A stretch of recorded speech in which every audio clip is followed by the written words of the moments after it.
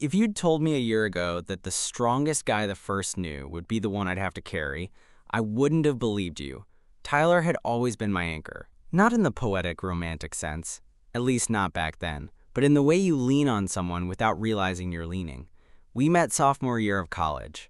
I was late to a film studies lecture, awkwardly climbing over people in the dark when I tripped over someone's backpack. That someone was Tyler. Instead of getting annoyed, he looked up and smirked. "You okay? Or did you just fall for me?"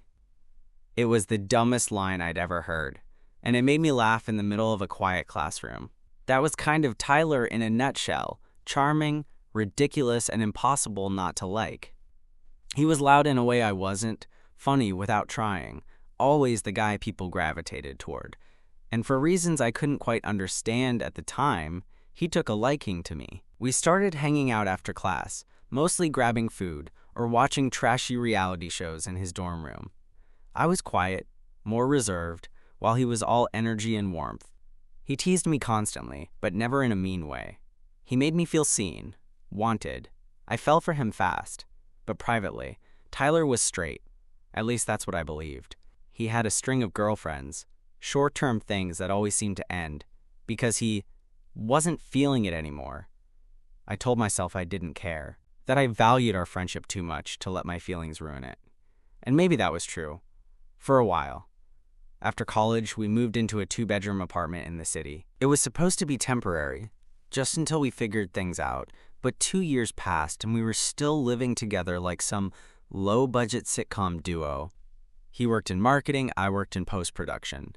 Different jobs, similar hours. We got into a rhythm. Cooking together, watching the same shows, fighting over thermostat settings. It felt like a life. But everything changed the week Tyler's dad died. I remember the exact moment he told me. We were making dinner.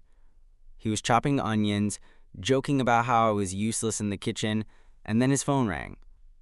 I watched his expression shift in real time, the color draining from his face as he turned away. I didn't hear the whole conversation.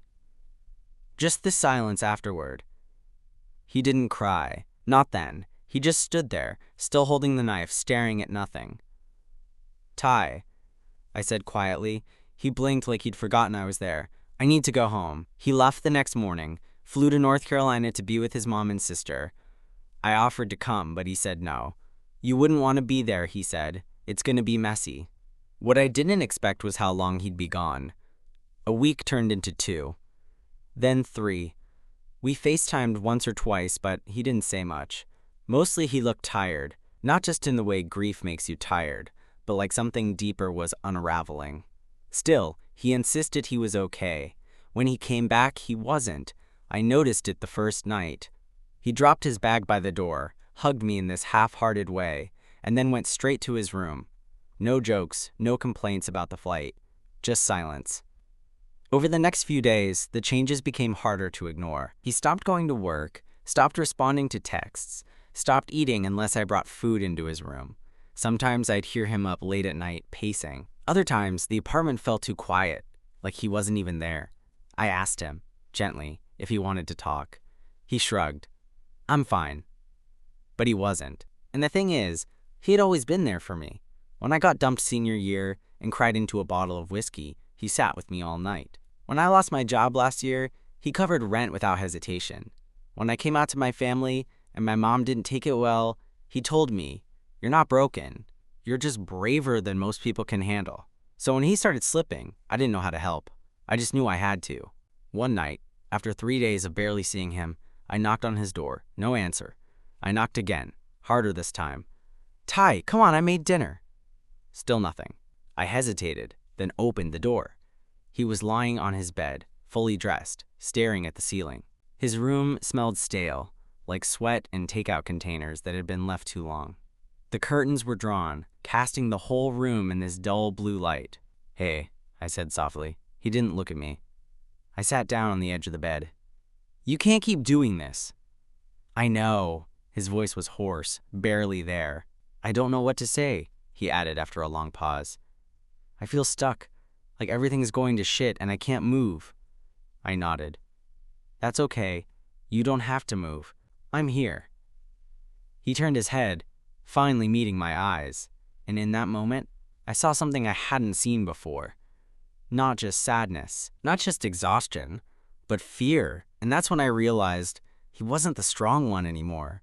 He needed me more than I'd ever needed him. That night, he fell asleep on top of the covers, still fully dressed, while I sat on the floor beside his bed, phone in hand, researching therapists in our area like it was a final exam.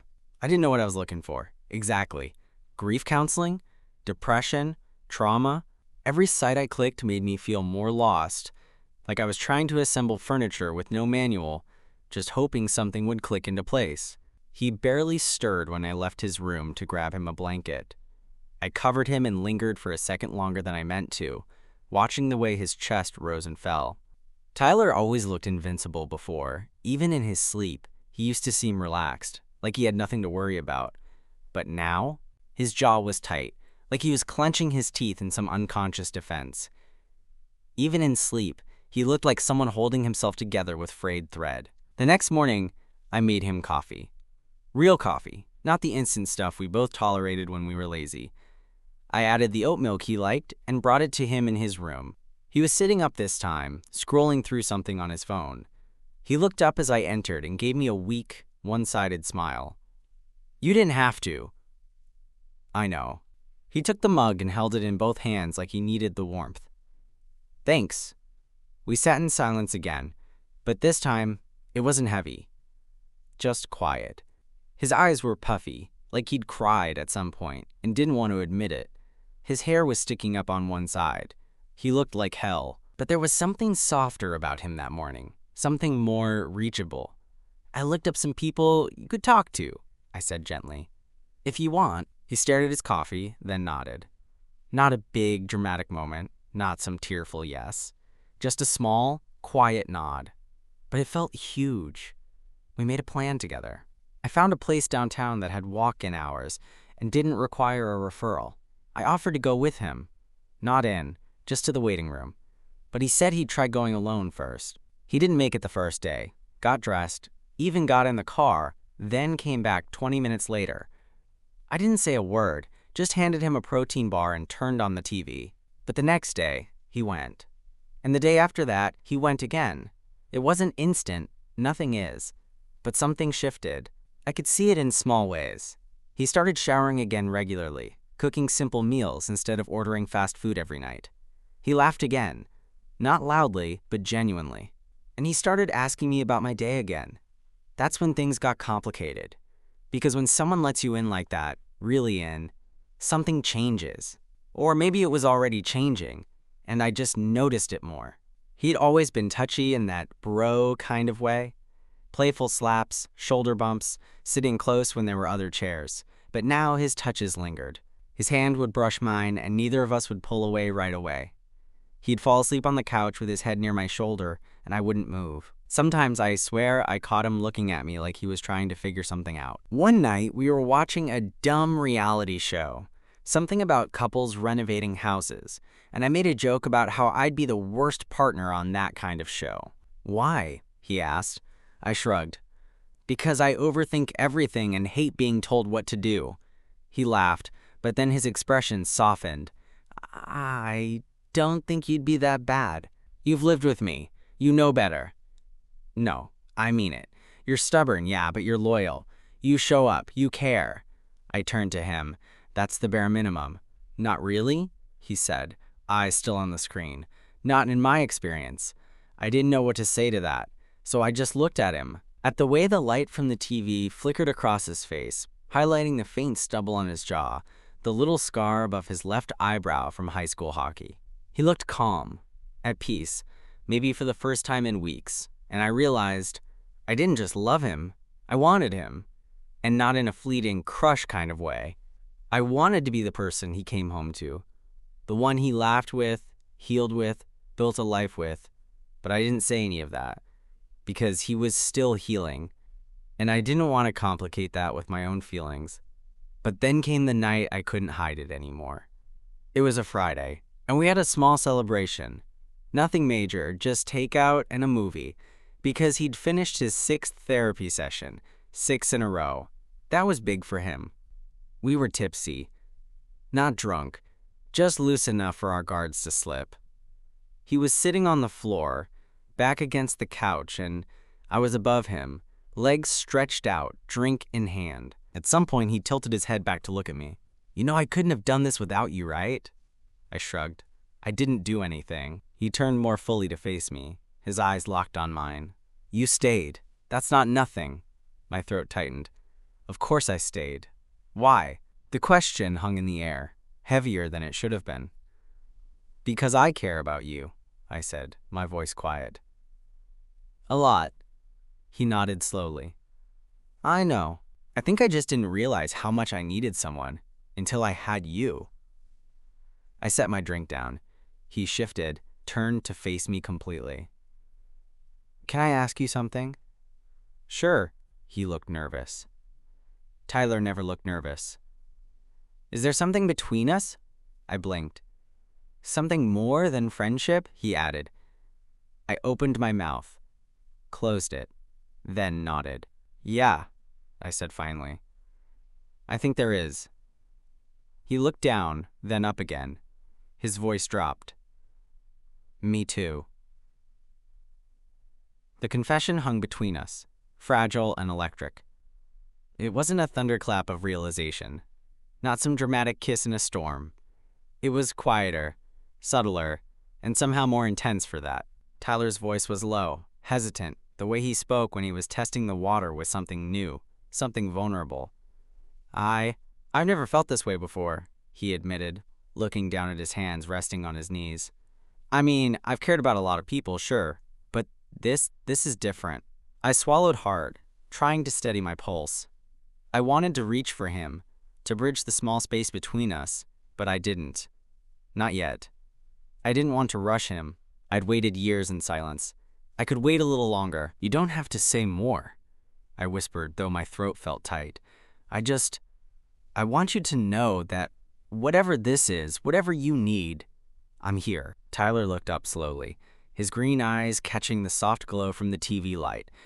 And for a moment, I thought he was going to look away. But he didn't. Instead, he took a deep breath and leaned slightly closer. Just the slightest movement, so subtle I almost missed it, but my stomach twisted with the tension it created. "I think I've been waiting for someone to just be there," he said. "Someone to let me be messy, let me fall apart and not run away." My chest tightened, because I'd been that person without even knowing it. Always the quiet support, always the anchor, never expecting to be asked for help in return. And now, finally, he was asking. Finally, he was letting me in. "Then you've got me," I said, my voice firmer than I felt. "Always." He let out a breath I hadn't noticed him holding, and smiled, small and tentative, almost shy. That smile, Tyler's smile, was enough to send warmth through me, a reminder of why I'd loved him quietly for so long. It wasn't just attraction, not just desire. It was familiarity, comfort, the sense that no matter how broken the world got, he and I were in it together. And then he shifted, just a little closer until our knees touched. I could feel the heat radiating from him, the subtle tension in the air thick enough to taste. His hand twitched slightly, unsure whether to rest on his knee or reach for mine. I didn't have to make the decision for him. He did, and somehow, he chose me. Our fingers brushed first, lightly, almost accidentally. A jolt ran through me at that touch, but it was warm, grounding. I didn't pull away. I let him find me there. His hand lingered, our fingers slowly intertwining, hesitant at first, but then more confident as he realized I wasn't going to pull away. And suddenly, the room felt smaller, cozier, the outside world fading into irrelevance. "I'm scared," he admitted, voice barely audible. "Scared I'm gonna mess this up. Scared I'm not enough." "You don't have to be," I said softly. "You've always been enough. You just didn't know it yet." He laughed quietly, a sound that trembled with both relief and lingering fear. I reached up, gently brushing a strand of damp hair from his forehead, and he leaned into my touch without hesitation. That moment, intimate, fragile, raw, was the turning point. For the first time, I saw him as Not just the strong one, the anchor, the person who had always been there for me. I saw him fully, vulnerably, needing me as much as I had needed him in my secret heart for years. Time seemed to stretch, each second heavier, more electric than the last. The subtle intimacy, the brush of skin, the warmth of his body close to mine, was more intoxicating than any kiss. I realized then that love wasn't always grand gestures or fireworks. Sometimes it was quiet, slow, messy, and devastatingly effective. Finally, he whispered, almost shyly, "Can I stay here for a while? Just tonight?" I didn't hesitate, of course. He shifted closer, resting his head lightly against my shoulder. My arm went around him instinctively, holding him there, not just because I wanted to, but because he needed it. And for the first time, I understood what it meant to be needed, not as a friend, not as a safety net, but as something deeper, something intimate. Hours passed, with the soft hum of the city outside and the steady rhythm of our breathing. No words, just presence. And in that quiet, I realized that the roles had reversed. The person I had always leaned on was now leaning on me. And the thought made my chest ache in the most beautiful, terrifying way. By the time the first light of morning filtered through the blinds, he was asleep, still curled against me. I lay there awake, tracing the line of his jaw, the curve of his shoulder, marveling at the quiet vulnerability of it all. He had always been my anchor, but now, tonight, I realized that anchors could be mutual, that love wasn't just giving, it was receiving. And I had never felt more alive, more honored, or more terrified in my life. Because I knew deep down that being there for him this way wasn't going to be easy. Healing, opening up, trusting. None of it came overnight, and I didn't know if I could handle it. But as I watched him sleep, I felt a promise forming inside me. Unspoken, but resolute. I would be there. Always. No matter how heavy the weight, no matter how far he'd fallen, because he had been there for me for years. And now, it was my turn. The following evening, the apartment felt quieter than usual, but in a way that wasn't oppressive. It was expectant. Tyler had been back to therapy again, and I could tell the session had taken something out of him. His shoulders slumped more than normal, but his eyes carried a flicker of relief. Small victories, I reminded myself. And tonight, I wanted to make sure he felt safe. Really safe. I was cooking dinner, just spaghetti and sauce, nothing fancy, when he shuffled into the kitchen, bare feet making soft taps against the tiles. His hair was damp, like he'd washed it but hadn't bothered styling it. I realized then how much I'd missed these ordinary glimpses of him. Not the loud, confident Tyler everyone admired, but the quiet, private Tyler that only I got to see. "You smell good," he said softly, leaning against the counter. There was a teasing edge, but it was tentative, uncertain. "You smell like stress." I shot back lightly, trying to make him laugh. And he did. Just a little, a small exhale that trembled in the chest. It was enough. Enough for me to know he needed more than just a meal. He needed grounding, reassurance, touch. Dinner was quiet, the kind of quiet that's alive with meaning. We didn't need words to acknowledge everything. The past few weeks, the grief, the tension between us, the underlying electricity that had been building since that night on the couch. I caught his hand brushing mine accidentally across the table and let it linger. He didn't pull away, just pressed his fingers slightly against mine, almost imperceptibly. After dinner, we moved to the living room. I grabbed a blanket from the couch and draped it over both of us. He leaned in first, the faint warmth of his body pressing against mine through the soft fabric. My heart thumped in a way it hadn't in years. Not just because of desire, but because this was trust. This was vulnerability I'd never been granted before. "I'm scared, he admitted suddenly. "Scared I'm gonna mess everything up." I turned slightly to face him, cupping his face with one hand. "You can't mess up something this real," I said softly. "Not with me. Not ever." His eyes searched mine, the depth of emotion hitting me like a tidal wave. And then he leaned in, slowly, hesitantly, until his forehead rested against mine. It wasn't a kiss, at least not yet, but the closeness was electric, intimate. I could feel the tremor in his body, the way he clung to me as if I were the only solid thing left in the world. "Can I?" he whispered, voice low, barely audible. I nodded. "You already are." We moved slowly, carefully, exploring the boundaries we hadn't dared cross before. His hand found mine again, but this time, intentionally, lacing our fingers. Every brush of skin against skin made me aware of how long I'd waited for this, how much I'd wanted him. Not just for physical closeness, but for emotional intimacy. The knowledge that he needed me as much as I'd always needed him.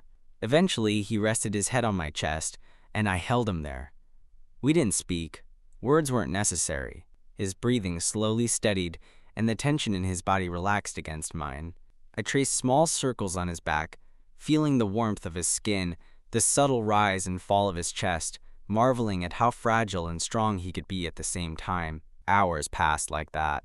Night melted into early morning, and still, we remained entwined, discovering a new rhythm between us. Each small touch, each quiet reassurance, each whispered word of comfort deepened the connection that had been simmering for months. I realized that being there for him didn't mean fixing him. It meant holding space, showing up, and letting him lean on me when the world had been too heavy to bear alone. By sunrise, he was asleep, curled against me, a slight smile on his lips. I watched him breathe, aware that this night had shifted everything. Tyler had always been my anchor, my protector, my safe place. But now, I understood that he could also be vulnerable, that he could rely on me in ways I'd never imagined. And I wanted to be that for him, always. Because love, I realized, wasn't just about being strong. It was about showing up, being present, and letting someone need you, even when it scared the hell out of you. Over the next few days, our routine shifted. Tyler started slowly opening up, not just about his grief, but about everything he'd been holding in. The stress of work, the loneliness he'd felt while away, the guilt of feeling lost even though everyone expected him to be strong.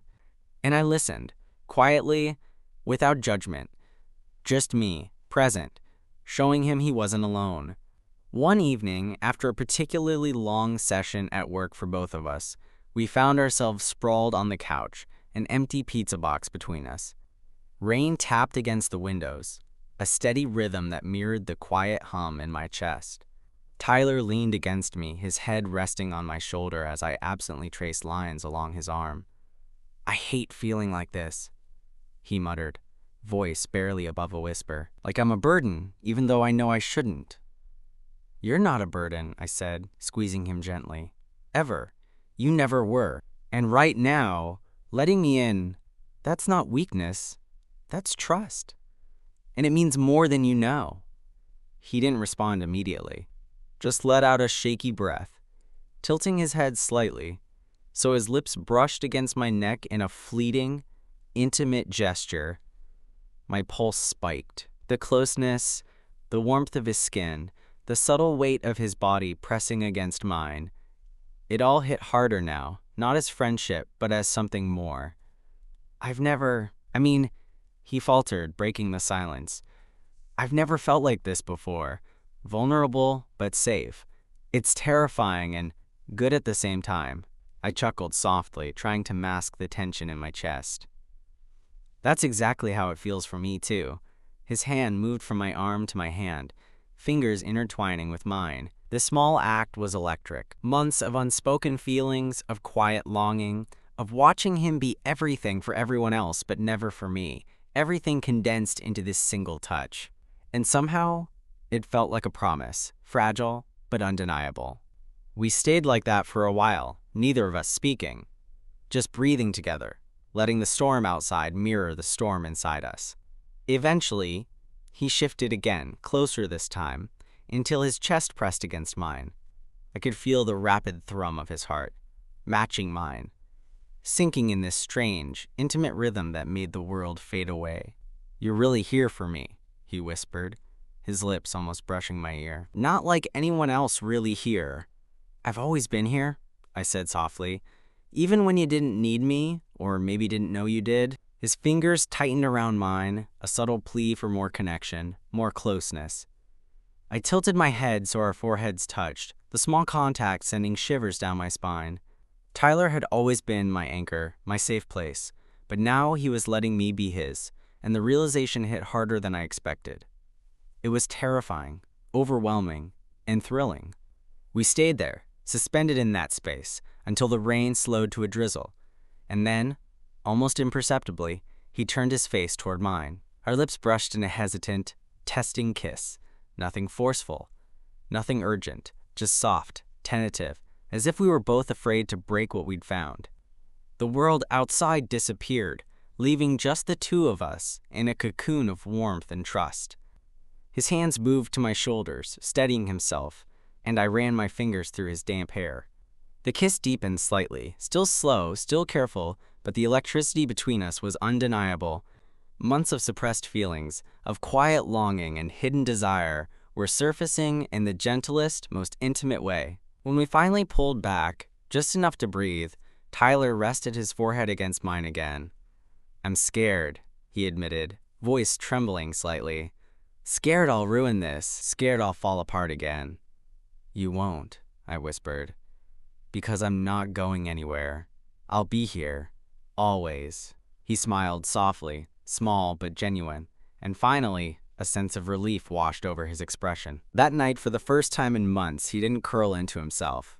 He leaned fully into me, allowing himself to rest, to trust, to need me. And for the first time in years, I felt like we were truly together, not just as friends, not just as anchors, but as two people holding each other up when the world felt too heavy. Because that's what love had become between us. Not a dramatic confession or a grand gesture, but showing up. Every day, every moment. In this silence, in the storm, in the weight of life pressing down on us. And in that space, I realized that being needed was the most beautiful and terrifying thing in the world. The days that followed were different. The apartment felt lighter, yet charged, like the air before a summer storm, full of promise and tension all at once. Tyler and I moved through our routines carefully, conscious of the new dynamic between us. Nothing was rushed. Every glance, every touch carried weight. Everything mattered. One evening, Tyler came home late, shoulders slumped and eyes shadowed. I could tell immediately that therapy had dug into something raw that day. I didn't ask. I just held out a hand, and he took it, leaning into me in a way that made my chest tighten with both pride and fear. He had always been the strong one, the one I relied on, and now he let me hold him, not just in moments of comfort, but in the quiet aftermath of facing his pain. We sat together on the couch, the soft hum of the city outside our window, the only soundtrack. His head rested on my shoulder, and I felt the subtle tremor of his body, the way he seemed to shrink into me as if I were a safe harbor in the storm of his mind. I ran my fingers through his hair, slow and deliberate, and he let out a sigh, a sound so soft I almost didn't hear it. "You know," he whispered after a while, "I didn't think I'd ever be able to do this. Trust someone like this." "You're doing it," I replied softly. "Right now." He tilted his head up just enough to meet my eyes, and in the dim light, I could see the mixture of fear, longing, and something unspoken that lingered between us. His lips brushed against mine, lightly, testing, almost hesitant. I didn't pull away. I couldn't. Months of suppressed feelings, of quiet desire and longing, converged in that single, tender kiss. Our breaths mingled, tentative at first, then deeper as he leaned further into me. His hand traced down my arm, brushing fingertips across my skin in the gentlest of touches.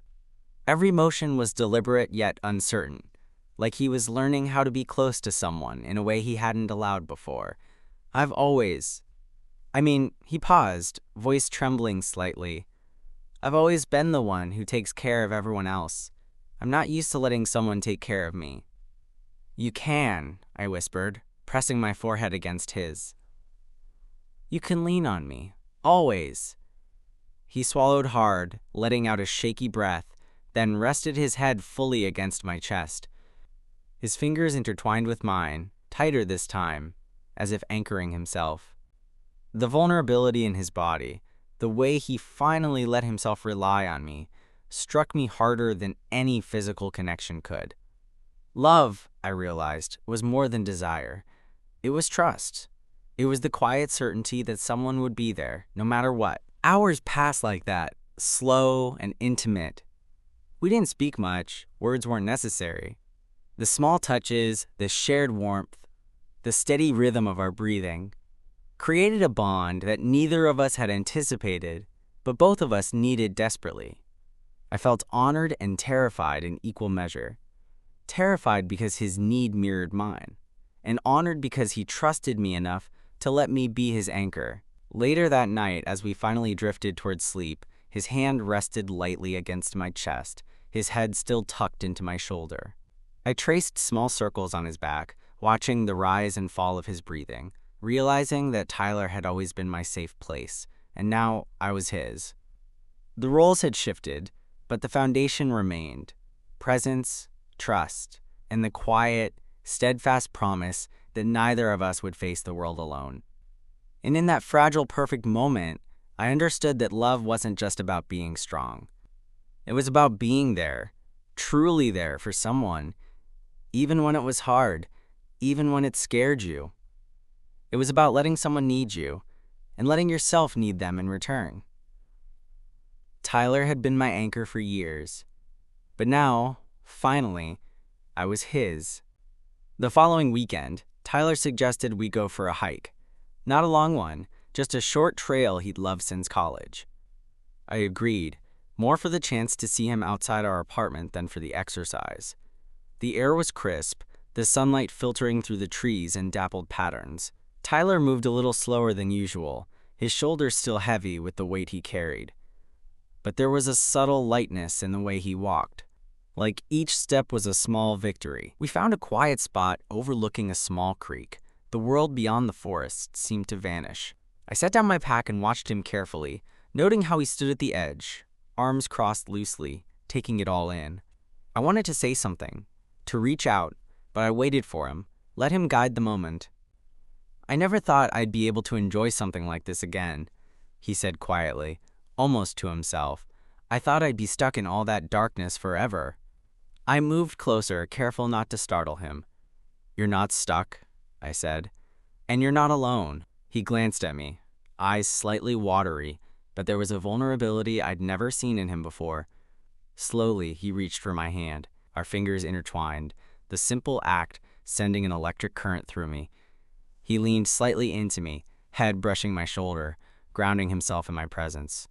And I let him. Minutes passed without words, just the sound of the creek, birds, and our synchronized breaths. I realized then how much he trusted me, how much he needed me. Not just to be physically close, but emotionally, to hold space for his fear, his pain, and his longing. "You know," he murmured, "I think I've been scared to need anyone. Even you." I tightened my grip slightly. "It's okay. You can need me." He turned fully toward me, a small, uncertain smile on his lips. And for the first time, the hesitation melted, replaced by a raw honesty. He leaned in, pressing his forehead against mine, and whispered, "I need you." I didn't hesitate.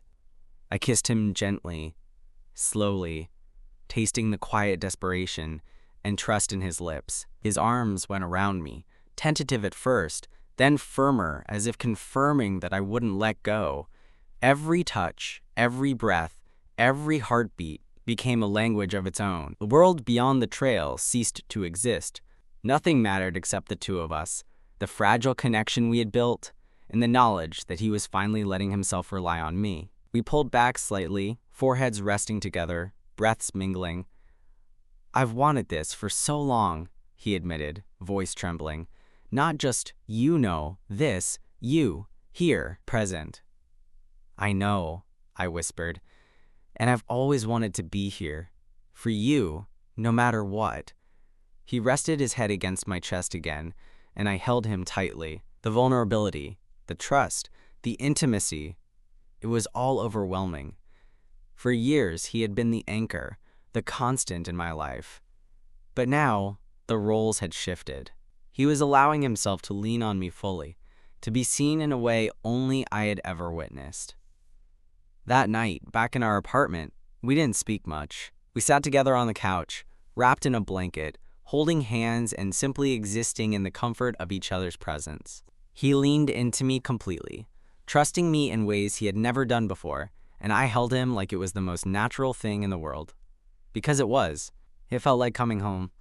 By the time the city lights glimmered through the blinds, Tyler was asleep against my chest, breathing slow and steady. And I realized love wasn't always fireworks or grand declarations. Sometimes it was the quiet moments, the trust, the giving and receiving of strength when neither of us knew what the next day would bring. Tyler had always been there for me, and now, finally, I was truly there for him. Every tremor, every shadow, every hesitation, he let me in. And I swore to myself, quietly but firmly, that I would never let go. Morning light filtered softly through the blinds, painting the room in gentle gold. I stirred slightly and realized Tyler was still asleep against my chest, breathing steady, untroubled. For a fleeting moment, I just watched him, memorizing the curve of his jaw, the softness in his expression, the quiet vulnerability that he had entrusted to me. It struck me how far we had come, from friendship built on routine and comfort to something infinitely more profound, built on trust, need, and shared strength. He stirred, eyes blinking open. When he saw me looking at him, a shy, half-smile spread across his face, and my heart twisted in ways I couldn't even name. "Morning," he whispered. "Morning," I replied softly, brushing a hand through his hair. "Sleep okay?" "Better with you here," he admitted, voice low. His hand found mine, squeezing lightly, and I felt the same warmth I had on the night he first let me hold him close in that way. We didn't rush to get up. For a long while, we just lay there, letting the quiet comfort settle around us. I realized that love, real, lasting love, was less about grand gestures and more about these small, intimate moments, being present, showing up, being steady when the world wobbled, when grief or fear or doubt threatened to overwhelm. Finally, Tyler shifted, propping himself up on an elbow and looking at me with an intensity I'd never seen before. "You've always been there for me," he said, "even when I didn't need you, or didn't know I did. But now it feels different. I need you, and I want you to know I'm okay with that, because I trust you." His words cut straight through me. I'd spent so long being the quiet support, the steady hand, and now he was letting me in fully, asking me to be more than a friend, more than a shoulder, more than a safe place, and I wanted that, desperately. "I'm here," I said, pressing my forehead against his. "Always. You can need me as much as you want."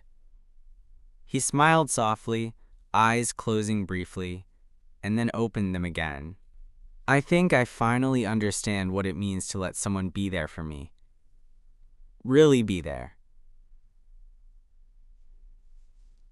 We spent the day slowly, simply. Coffee, breakfast in the kitchen, lingering touches, shared laughter over inside jokes. Nothing extravagant, nothing forced, but every gesture carried weight. Every glance spoke volumes. He leaned into me, rested his head against my shoulder, and for the first time in a long time, he didn't look burdened. He looked at ease, grounded, safe, connected. By evening, the city outside our window had settled into quiet hums and distant sirens. Tyler curled up next to me on the couch, and I wrapped my arms around him. I felt his chest rise and fall against mine, his fingers brushing along my arm. We didn't speak, but the silence was full of understanding. He had always been there for me. Now, finally, it was my turn to be there for him. And in that moment, I realized something fundamental. Love isn't just about who gives more or who saves the other. It's about being present, showing up, trusting someone enough to let them carry you when the world gets heavy, and letting yourself carry them in return. It's messy, fragile, and beautiful all at once. Tyler had taught me what it meant to care selflessly, and now Letting him lean on me taught me what it meant to be loved fully, to be needed, not out of obligation, but out of trust, to be chosen every single day, and to choose in return. The sun dipped low, casting long shadows across the room. I held him tighter, feeling the weight of everything we had endured and everything we were building together.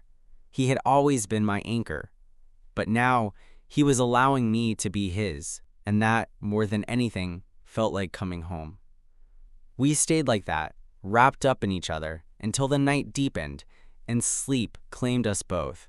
And for the first time in a long time, the world felt quiet, safe, and ours. Because he had always been there for me, and now I was finally there for him.